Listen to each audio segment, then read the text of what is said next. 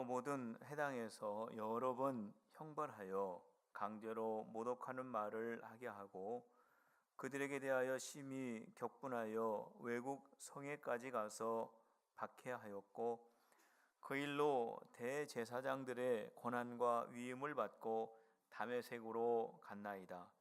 왕이여, 종호가 되어 길에서 보니 하늘로부터 해보다 더 밝은 빛이 나와 내 동행들을 둘러 비추는지라. 우리가 다 땅에 엎드러짐에 내가 소리를 들으니 히브리 말로 이르되 사울아 사울아 내가 어찌하여 나를 박해하느냐.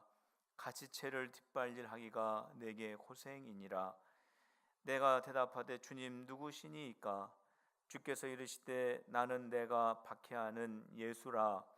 일어나 너의 발로 서라. 내가 내게 나타난 것은 곧 내가 나를 본 일과 장차 내가 내게 나타난 일에 너로 종과 증인을 삼으려 함이니 이스라엘과 이방인들에게서 내가 너를 구원하여 그들에게 보내어 그 눈을 뜨게 하여 어둠에서 빛으로 사탄의 권세에서 하나님께로 돌아오게 하고 죄사함과 나를 믿어 거룩게 된 무리 가운데에서 기업을 얻게 하리라 하더이다.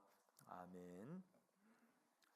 우리가 포기하고 싶고 불평할 수밖에 없는 상황 속에 있을 때에 우리에게 도전을 주는 대표적인 사람이 있는데 그 사람이 누구냐면 닉 부이치치라고 하는 사람입니다. 우리 화면을 잠깐 좀 보여주시겠어요? 이 닉 부이치치라고 하는 이 사람은 어렸을 때 태어날 때 사지가 없이 태어났습니다. 양 팔이 없고 양 다리가 없이 그렇게 태어났어요. 그런데 이 닉 부이치치가 이 장애를 견디면서 그 장애를 이겨서 지금은 전 세계를 돌아다니면서 청소년들에게 희망의 메시지를 전하고 있습니다. 닉 부이치치가 어렸을 때 어머니가 늘 이 아들에게 이런 말을 했다고 합니다. 너는 신체의 일부분이 없을 뿐이지 너는 지극히 정상이다 라고 늘 그렇게 말을 해줬다고 합니다. 닉 부이치치 아버지는 이 아들에게 늘 이렇게 말해 줬다고 합니다. 너는 지금 불행하다고 생각할지는 모르지만 앞으로 너는 내가 생각하는 것 이상으로 상상할 수 없을 정도로 행복한 삶을 살게 될 것이다 라고 늘 말을 해 주었습니다. 그래서 이 말을 들은 닉 부이치치는 정말로 인생의 목표를 가지게 되었고 지금은 정말로 모든 세계를 돌아다니면서 청소년들에게 꿈을 주고 희망을 주고 도전을 주는 그러한 삶을 살고 있습니다. 우리 다음 사진 한번 보시면요. 2013년도에 우리나라를 방문을 했는데 우리나라를 방문해서 감동적인 그러한 말들을 많이 해 주었습니다. 대표적인 말은 이런 것들입니다. 여러분들이 실패해도 여러분들이 좌절을 해도 절대로 포기하지 마세요. 100번 실패했다고 실패자입니까? 그렇지 않습니다. 실패할 때마다 무언가를 배우고 강해지는 것입니다. 어느 누구도 여러분들의 기쁨을 빼앗을 수 없습니다 라는 그러한 말을 남겨서 많은 사람들에게 도전을 주고 감동을 주었었습니다. 자, 여기까지 좀 보여주시고요. 이 닉 부이치치라고 하는 이 사람은 정말 낙심할 수밖에 없는 그런 처지에 있었지만 그 삶을 비관하지 않고 자기에게 주어져 있는 그 삶 속에서 소중한 것을 발견하고 그 소중한 것을 사람들과 함께 나누는 삶을 살았다라고 하는 것입니다. 오늘 본문에 소개되어 있는 바울 역시 여러 가지 어려운 일들이 계속 연이어졌던 사람입니다. 그는 전도 여행을 마치고 예루살렘으로 돌아왔을 때 유대인들이 바울을 얼마나 때렸는지 모릅니다. 바울은 공식적으로 4번의 정당하지 못한 재판을 받게 됩니다. 이러한 상황이 계속 지속이 되면서 바울의 마음속에 낙심도 되고 지치기도 하고 어려울 수도 있었을 것입니다. 그러나 그러한 가운데에서 정말로 지치고 힘들고 낙심이 될 수밖에 없는 그러한 상황 속에서 바울은 가장 소중한 예수 그리스도의 십자가와 부활을 발견하고 그것을 사람들에게 전도하는 기회로 삼았다라고 하는 것입니다. 저가 매를 맞았습니다. 저가 부당한 대우를 받았습니다. 그래서 사람들 앞에 세워지고 사람들 앞에 손가락질 당하고 어려운 일을 당하는 그 순간을 만날 때마다 그 순간마다 바울은 복음을 전하는 기회로 삼았다라고 하는 거예요. 오늘 우리가 읽은 26장의 이 말씀은 이제 아그리빠 왕, 그때 당시에 이스라엘의 분봉 왕이죠. 로마에서 세운 이스라엘의 왕입니다. 이 아그리빠 왕 앞에서 이제는 자기가 어떻게 예수님을 만나게 되었는지, 자기가 왜 예수님을 전하게 되었는지에 대해서 소개를 하고 있습니다. 바울은 자기가 예수님을 믿기 전에 자기가 어떠한 사람이었는지에 대해서 소개를 합니다. 5절 말씀을 우리가 다 같이 읽어보도록 하겠습니다. 5절입니다. 시작. 일찍부터 나를 알았으니 그들이 증언하려 하면 내가 우리 종교의 가장 엄한 팔을 따라 바리새인의 생활을 하였다고 할 것이라. 바울은 어떠한 사람이었습니까? 바리새파에 속하여 있는 사람이었습니다. 바리새파는 그 당시에 가장 율법을 깊이 연구하고 자기들이 깨달은 그 율법대로 살기를 애쓰는 사람들이 바로 바리새파 사람들이었어요. 그런 것처럼 바울은 자기가 이 율법에 대해서 정통한 사람이고 이 율법에서 한치의 오차도 없는 사람이라고, 자기는 이 율법에 정통한 사람이라고 지금 강조를 하고 있는 것입니다. 뿐만 아니라 9절 말씀에 보면 바울이 자기가 예수님을 믿기 전에 어떠한 사람이었는지에 대해서 말해주고 있습니다. 자기는 예수님을 대적했던 사람이라고 말을 합니다. 9절 말씀에 보면 나도 나사렛 예수의 이름을 대적하여 많은 일을 행하여야 될 줄 스스로 생각하고 이란 말이 있습니다. 자기는 율법에 정통한 사람입니다.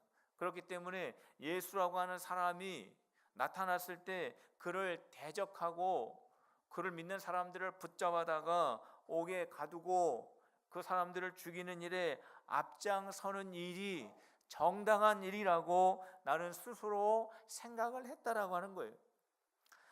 초대교회 7 집사 가운데 스데반 집사님이 있지 않습니까? 그 스데반 집사님이 유대인들이 던지는 돌에 맞아서 순교하는 그 자리에 바로 사도 바울이 있었습니다.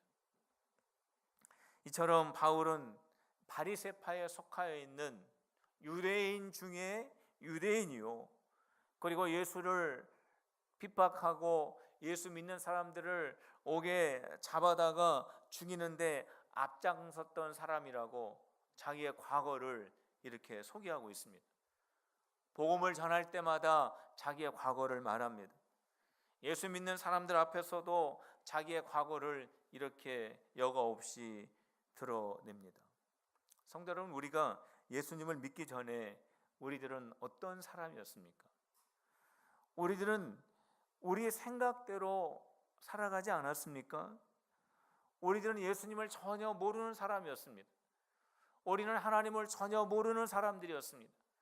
우리는 성경이 하나님의 말씀이라고 생각하지 않는 사람들이었습니다. 우리는 하나님의 나라에 대해서도 전무한 사람들이었습니다. 우리는 그저 이 세상에서 100년을 잘 살면 이것으로 끝이다 라고 생각하는 그러한 삶을 살았던 사람들이 바로 우리들이었습니다. 그런데 지금은 바뀌었습니다. 하나님의 전적인 은혜로 말미암아서 예수님께서 나를 대신하여 십자가에 죽으셨고, 하나님께서 나를 창조해 주셨고, 하나님께서 나를 얼마나 사랑하시는지를 내가 알게 되었고, 성경 말씀이 하나님의 말씀이라고 하는 것을 내가 알게 되었고, 우리는 이 세상에서 100년 살다가 그치는 것이 아니라 그 이후에 영원한 하나님의 나라가 있다라고 하는 것을 우리의 마음속에 믿는 사람들이 되었습니다. 우리는 과거에 예수님에 대하여 전혀 무지한 사람들이었습니다. 그러나 지금은 예수님의 사랑 안에서 우리는 모두가 살아가고 있습니다. 성도 여러분, 우리가 과거에 어떠한 사람이었는지는 예수님에게 중요하지가 않습니다. 만일 이것이 중요했더라면 바울은 자기가 예수님을 믿기 이전에 예수님을 거부하고 예수님 믿는 사람들을 핍박하고 잡아다가 죽이는 일을 했다라고 이렇게 자연스럽게 말을 못했을 것입니다. 그런데 바울은 늘 자기가 예수님을 만나기 전에 어떠한 사람이었는지 그것을 늘 이렇게 숨김없이 말을 합니다. 왜냐하면 예수님 앞에 과거는 중요하지 않기 때문에 그렇습니다. 현재가 중요합니다. 예수님을 믿는 현재, 내가 예수님을 믿는 믿음을 가지고 있느냐, 그 믿음을 가지고 있는 지금이 중요하기 때문이라고 하는 것입니다. 우리 모두에게는 다 과거가 있죠. 과거가 없는 사람이 누가 있겠습니까? 그런데 우리의 과거가 정말로 비단길이고 정말로 화려하고 아름다운 과거만 있으면 얼마나 좋겠습니까? 그러나 우리의 과거는 그렇지 않습니다. 우리의 과거는 정말로 숨기고 싶은 과거가 있습니다. 내가 왜 그랬을까? 내가 그때 그렇게 하지 않았더라면 정말 좋았을 것을 하면서 가슴을 치고 땅을 치고 정말로 안타까워하는 그 과거, 내가 숨기고 싶은 그러한 과거들이 있어요. 그러나 우리 주님께서는 바로 그 과거에도 관심을 두지 않으신다라고 하는 것입니다. 왜냐하면 예수님께서 십자가에서 죽으심으로 우리의 모든 허물까지도 다 사하여 주셨기 때문입니다. 성도 여러분, 저와 여러분들이 신앙생활을 하면서 우리의 마음속에 주님께서 모든 과거의 허물을 다 용서해 주시고 사하여 주셨는데도 불구하고 여전히 그러한 과거에 붙잡혀 무거운 마음으로 신앙생활을 하는 분들이 계시다면 오늘 이 시간에 우리가 과거의 모든 죄와 허물에서 사함을 받았다고 하는 이 귀한 진리를 깨닫는 오늘 이 자리가 되시기를 주님의 이름으로 축복합니다. 한번 따라해 보시길 바랍니다. 나의 모든 과거의 죄는 십자가에서 해결되었습니다. 믿습니까? 자유를 누리고 주님이 우리에게 주신 기쁨을 누리며 살아가는 여러분들의 인생이 되시기를 주님의 이름으로 축원합니다. 아직도 내가 예수 그리스도 앞에서 나의 모든 죄와 허물을 회개한 적이 없는 분들이 오늘 여기에 계시다면 예수님의 십자가를 바라보며 여러분들의 죄를 회개하시길 바랍니다. 우리가 죄를 회개할 때 우리 주님은 그 죄를 다 용서해 주시고 그 죄를 다시 묻지 않는 분이십니다. 바로 이러한 은혜가 우리 모두에게 있으시기를 주님의 이름으로 축원합니다. 바울은 자기가 어떻게 예수님을 만났는지에 대해서 자세하게 설명을 하고 있습니다. 오늘 13절 말씀에 보면 13절 말씀 이후에 바울이 어떻게 예수님을 만났는지를 잘 설명합니다. 우리 13절만 우리 같이 읽도록 하겠습니다. 시작. 왕이여 종호가 되어 길에서 보니 하늘로부터 해보다 더 밝은 빛이 나와 내 동행들을 둘러 비추는지라 그랬습니다. 바울이 예수님 믿는 사람들 더 많이 잡아다가 옥에 가두어서 그들을 죽이고 그들에게 해를 주기 위해서 다메섹이라고 하는 도시로 떠나가게 됩니다. 다메섹으로 가는 그 도중에 빛이 바울에게 비추게 되는데 그 빛은 태양빛보다 훨씬 더 밝은 빛이 바울에게 비쳤다라고 말씀하고 있습니다. 오늘 예배하는 여러분들의 심령 가운데 태양빛보다 더 밝은 빛이 비춰주시기를 주님의 이름으로 축복합니다. 우리 주님의 빛이 바울에게 비춰졌을 때 바울은 그 자리에서 쓰러지게 됩니다. 하나님의 음성이 들려옵니다. 하늘에서 음성이 들려옵니다. 사울아 사울아 어찌하여 나를 핍박하느냐, 나는 내가 핍박하는 예수라 라는 주님의 음성이 바울에게 들려오게 됩니다. 이 사건은 바울에게 굉장히 중요한 사건입니다. 이 사건을 통하여 바울은 예수님을 만나게 됩니다. 그는 아주 깊은 유대교의 뿌리 속에 삶이 붙잡혀 있었던 사람이었는데 그가 기독교로 옮겨지게 됩니다. 그는 예수님을 박해하고 예수님 믿는 사람들을 잡아 죽이는 그 일에 앞장섰던 그 사람이 예수님을 전하는 사람으로 바뀌게 되어지는 계기가 바로 이 사건이기 때문에 바울은 항상 복음을 전할 때마다 자기가 다메섹 도상으로 가는 중에 다메섹 도상에서 만난 예수님을 전하게 됐던 것입니다. 바울이 완전히 180도로 뒤집어지게 됩니다. 사실 바울이 예수님을 만난 건 아니죠. 예수님이 바울을 만나 주신 거죠. 예수님께서 바울을 찾아오신 것이죠. 예수님께서 바울을 찾아오시고 예수님께서 바울을 만나 주셨을 때 그 순간에 바울이 뒤집어지게 됩니다. 예수님을 만나면 그 순간 변화의 역사가 일어나게 되는 것입니다. 이건 어떤 성화의 단계를 말하는 것이 아니라 예수님을 만났던 바울이 핍박자가 전도자가 되지 않습니까?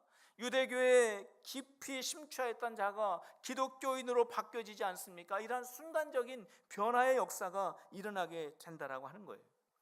성도 여러분, 우리가 하나님의 자녀가 되기 위해서는 이 만남의 역사가 있어야 됩니다.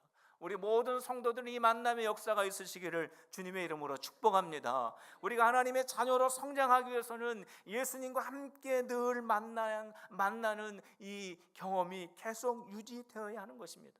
그래야 내 생각을 버리고 예수님의 생각을 따라갈 수가 있습니다. 나만을 위해서 살아가는 인생이 아니라 예수님을 위해서 살아가는 인생이 될 수 있는 것입니다.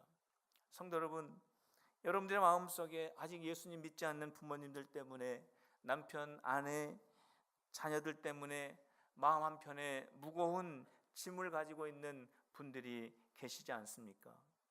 그러나 성도 여러분, 바울을 만나 주시고 바울을 한순간에 변화시켜 주신 그 예수님을 바라보면서 소망을 가지시기를 주님의 이름으로 축복합니다. 우리 예수님이 만나 주시면 한순간에 바뀌는 거예요. 우리 가족, 내가 사랑하는 사람들, 우리 예수님이 만나주시면 한순간에 뒤집어지는 역사가 일어나게 되는 것입니다. 성도 여러분, 그런데 여기에서 우리가 한 가지 질문을 하게 됩니다. 예수님께서 왜 바울을 만나 주셨을까? 바울이 예수님을 만나기를 기대했을까? 바울이 예수님을 만나기 위해서 어떠한 그 선한 일을 했습니까? 전혀 그렇지 않습니다. 바울은 정반대의 일을 했습니다. 예수님을 거부하고 예수님 믿는 사람들을 붙잡아다가 정말로 핍박하는 그 일을 앞장섰던 그 바울을 왜 예수님께서 찾아가셨을까요? 왜 예수님께서 만나 주셨을까요? 바울이 예수님을 만나달라고 한 것도 아닌데 왜 예수님이 바울을 찾아가셨을까요? 바울이 특별한 사람이기 때문에 그렇습니까? 바울이 많이 배운 사람이기 때문에 그렇습니까? 바울이 앞으로 주의 복음을 능력 있게 전해야 될 어떠한 제목이기 때문에 그렇습니까? 그렇지가 않습니다. 핍박자 바울을 예수님께서 찾아가신 그 이유는 스데반 집사님의 순교의 현장에서 찾아볼 수 있습니다. 스데반 집사님이 복음을 전하다가 유대인들이 던지는 그 돌을 맞아가며 죽고 있는 그 현장에 바울이 있었습니다. 그때 돌에 맞아가며 죽어가는 스데반 집사님이 마지막에 남긴 기도가 있습니다. 그 기도가 뭐냐면, 주여 이 죄를 그들에게 돌리지 마시옵소서. 이러한 기도를 하고 주님의 품에 안기게 됩니다. 주님, 지금 저들이 나에게 돌을 던지는 것은 저들이 알지 못하는 죄를 짓고 있습니다. 저들을 불쌍히 여겨주시고 이 죄를 저들에게 돌리지 말아주시고 저들도 나와 같이 예수님을 영접하는 하나님의 자녀가 되게 해달라고 하면서 그들이 던지는 돌을 맞아가면서 피를 흘리면서 자기에 남겨져 있는 그 생명이 꺼져가면서 마지막으로 절규하면서 기도하였던 그 기도를 우리 주님이 들으신 것입니다. 그 생명을 걸고 하는 그 기도를 우리 주님이 들으시고 그 핍박자 바울을 우리 예수님께서 찾아가신 거 아니시겠습니까? 이번 중고등부 수련회 때 우리 학생들이 참 많이 은혜를 받았습니다. 저희 딸도 이번에 수련회에 참여를 하게 됐는데 이 치아 교정을 했거든요. 그 주에. 그래서 그냥 아파가지고 너무 막 힘들어합니다. 저도 치아 교정을 많이 받지만 가족한 건 처음이거든요. 그래서 신기해가지고 막 이렇게 입도 들춰보고 천장도 보고 막 했더니 천장에다가 나사 2개를 꽂았는데 어우 너무 징그럽고 너무 무섭더라고요. 근데 막 너무 아프다는 거예요. 막 이에다가 막 뭘 막 다 박아가지고 그래가지고 수련회 가기가 너무 힘들어서 아파서 못 갈 것 같다고 그랬습니다. 가라. 가서 은혜 받고 와라 해가지고 보냈어요. 그리고 하나님 이 딸이 주님을 꼭 만나게 해주시옵소서. 우리 중고등부 수련회에 참여한 우리 귀한 자녀들 모두가 다 주님을 깊이 만나게 해달라고 우리 성도들과 함께 기도하지 않았습니까? 우리가 함께 새벽마다 기도하지 않았어요. 그런데 이 딸이 예수님을 만난 거예요. 갔다 와가지고 그렇게 말합니다. 아빠, 엄마, 내가 찬양을 하는데 예수님의 십자가에 달리신 그 모습이 내 눈에 보이면서 그 예수님의 십자가의 그 모습이 얼마나 불쌍한지, 그 예수님과 내 자신이 겹쳐지면서 내가 얼마나 미안한지 엄청나게 울었다라는 거예요. 예수님을 만난 거예요. 성도 여러분, 자녀가 예수님을 만났다고 하면서 부모에게 말할 때 그 듣는 그 맛이요, 보통 맛이 좋은 게 아니에요. 너무너무 재밌는 거예요. 그래서 또 얘기해봐라. 그때 네 감정이 어땠니?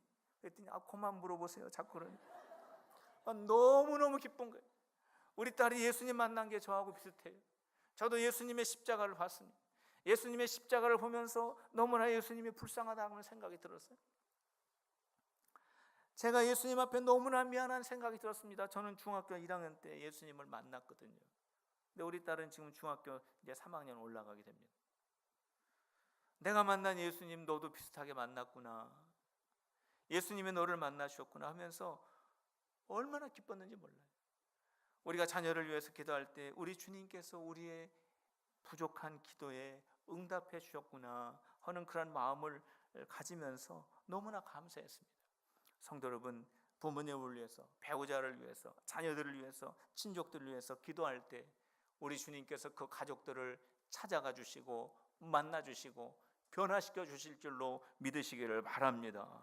이 은혜가 여러분들의 가족 모임에 가득하시기를 주님의 이름으로 축복합니다. 그래서 여러분들의 가정과 가문이 믿음의 가정으로 변화되시기를 주님의 이름으로 축원합니다. 바울은 예수님에게 받은 사명을 아그리빠 왕에게 소개를 합니다. 내가 예수님을 만날 뿐만이 아니라 예수님께서 나에게 사명을 주셨습니다. 17절과 18절의 말씀, 바울이 받은 사명입니다. 우리 같이 한번 읽어보도록 하겠습니다. 17절과 18절입니다. 시작. 이스라엘과 이방인들에게서 내가 너를 구원하여 그들에게 보내어 그 눈을 뜨게 하여 어둠에서 빛으로 사단의 권세에서 하나님께로 돌아오게 하고 죄사함과 나를 믿어 거룩하게 된 무리 가운데에서 기업을 얻게 하리라 하더이다. 주님이 저에게 이렇게 말씀하셨습니다. 내가 예수님을 만났는데 예수님께서 나를 완전히 변화시켜 주셨을 뿐만이 아니라 주님께서 나에게 사명을 주셨습니다. 이스라엘 사람들과 이방 사람들의 눈을 뜨게 하고 그들을 어둠에서 빛 가운데 예수에게로 나오게 하고 그들이 사단의 권세에서 붙잡혀 있었다가 하나님의 자녀로 옮겨지게 되고 죄에서 해방받아 하나님의 나라 천국 백성이 되도록 하는데 저를 사용하시겠다라고 예수님이 나에게 말씀해 주셨습니다. 이것이 주님이 나를 만나 주시고 주님이 나에게 주신 사명입니다 라고 그렇게 지금 말을 하고 있는 것입니다. 성도 여러분, 여러분들은 가정의 선교사입니다. 여러분들은 가문의 선교사인 줄로 믿으시기를 바랍니다. 한번 따라해 보세요. 나는 가정의 선교사입니다. 우리 가문의 선교사입니다. 나를 통하여 우리 가정과 가문이 변화될 것입니다. 하나님의 복을 받을 것입니다. 믿습니까? 우리 가족들에게 복음을 전하는 일은요, 참 쑥스럽습니다. 이게 어려운 것은 아니에요. 가족들에게 복음 전하는 게 뭐가 어렵습니까? 매일 만나는데. 저희 아버지가 생전에 계실 때 저희 어머니하고 저하고 초등학교 때부터 우리 아버지를 계속 전도했어요. 우리 아버지는 교회를 안 다니셨습니다. 교회를 좀 싫어하셨고 저희 어머니 신앙생활 하는 것도 많이 반대하시고 그러셨습니다.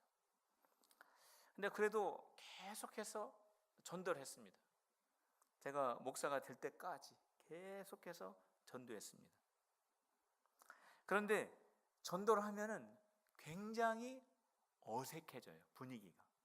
왜 그렇습니까? 평소 나누는 대화의 내용이 아니기 때문에 그렇습니다.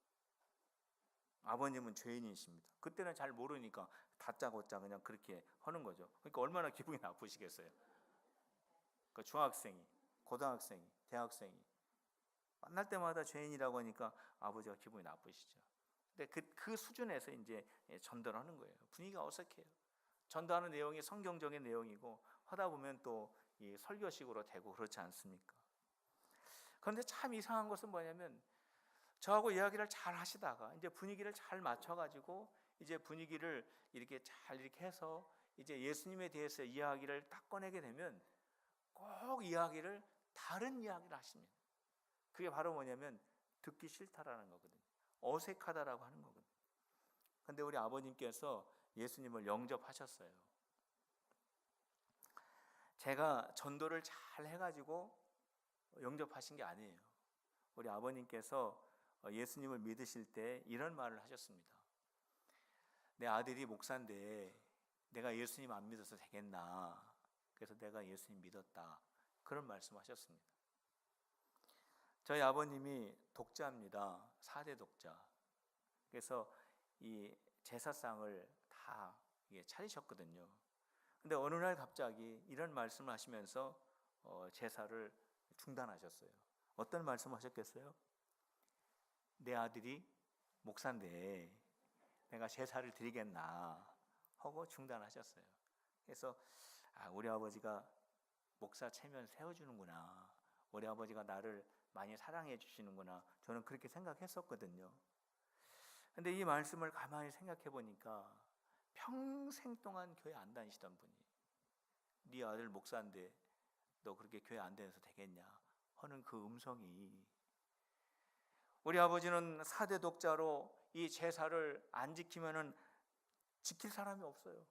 그런 마음을 가지고 평생 사셨던 분이 어느 날 갑자기 그 마음속에 네 아들이 목사인데 이 제사를 계속 지내야겠는가 하는 그 음성이, 물론 저를 사랑해서 하시는 그러한 마음으로 이해할 수도 있겠지만 주님이 들려주셨다라고 하는 생각을 갖게 된 거예요. 오늘 말씀을 생각하시면서. 성도 여러분, 너의 아들이 목사인데 네가 예수님 안 믿겠는가? 네 아들이 목사인데 너 계속 제사 드리겠는가? 라고 하는 이 음성은 우리 예수님의 음성인 줄로 믿으시기를 바랍니다. 제가 참 우리 아버지에게 전도하기 쑥스럽다, 참 불편하다 라고 했다면 우리 아버지는 어둠에서 빛으로 나오지 못하셨을 거예요. 사단의 권세에서 하나님의 자녀가 되지 못하셨을 것입니다. 하나님의 천국 백성이 되지 못했을 거예요. 성도 여러분, 우리가 예수님을 전하는 것은 빛으로 인도하는 것입니다. 하나님의 자녀가 되게 하는 것입니다. 천국 백성이 되도록 하는 것입니다. 이 세상에 어떠한 것과도 비교할 수 없는 귀한 것을 전도 대상자에게 주는 것입니다. 그렇기 때문에 전도하실 때 미안해 하실 필요 없어요. 전도하실 때 쑥스러워하실 필요 없습니다. 복음을 자랑하는 우리 필그림의 성도들이 다 되시기를 주님의 이름으로 축원합니다. 한번 따라해 보세요. 복음을 자랑하자, 예수님을 자랑하자, 십자가를 자랑하자. 믿습니까? 성도 여러분, 전도는 내 힘으로 하는 것이 아닙니다. 예수님께서 바울에게 만나주셨을 때 너는 나를 만난 것을 말하게 될 것이고 내가 너에게 가르쳐 줄 것을 전하게 될 것이다 말씀하셨어요. 그러니까 예수님께서는 바울과 늘 함께 하시면서 바울에게 계속해서 무언가를 말씀해 주시고 무언가를 주실 것이라고 하는 그 말씀의 약속을 주신 것입니다. 바울이 몰매를 맞고 정말로 나는 여기서 끝이구나, 나는 유대인들에게 맞아 죽는구나, 나는 이 사역을 여기서 중단하게 되는구나 라고 했을 때 그 깊은 밤에 우리 예수님께서 바울 곁에 서 계시지 않았습니까? 바울아, 너는 여기에서 끝나는 것이 아니라 너는 로마에 가서 복음을 전할 것이라고 하는 소망의 말씀을 들려주시지 않았습니까? 성도 여러분, 오늘 주님께서 바울에게 들려주셨던 그 소망의 음성을 오늘 이 자리에 여러분들 모두가 다 들으실 수 있기를 주님의 이름으로 축원합니다. 복음을 전할 때 우리 주님이 여러분들과 함께 계십니다. 여러분들이 선한 일을 하다가 낙심할 때에도 주님은 여러분들과 함께 계십니다. 그리고 말씀하십니다. 여러분들을 위로하십니다. 내가 너와 함께하고 있다고, 내가 내 마음을 알고 있다고, 내가 너를 지키고 있다고, 내가 너를 위해서 선한 길을 예비해 주고 있다라고 우리 주님이 말씀해 주시는 거예요. 그 귀한 음성을 듣는 여러분들이 되시기를 주님의 이름으로 축복합니다. 우리가 전할 복음은 딱 세 가지입니다. 예수님이 십자가에서 죽으시고, 예수님이 다시 살아나시고, 예수님 믿으면 하나님의 자녀가 된다라고 하는 것을 말하면 되는 것입니다. 설명이 필요 없습니다. 이것은 미련한 방법으로 전하면 이 방법 속에 우리 주님께서 이 말씀을 듣는 자에게 찾아오시겠다라고 말씀하신 거예요. 한번 따라해 보시길 바랍니다. 예수님이 십자가에서 죽으셨습니다. 다시 살아나셨습니다. 예수님을 믿으면 하나님의 자녀가 됩니다. 이것만 얘기하면 되는 거예요. 이거 얘기할 때 빛으로 나오고 하나님께로 나오고 천국 백성이 되는 것입니다. 성도 여러분, 우리에게는 과거가 있습니다.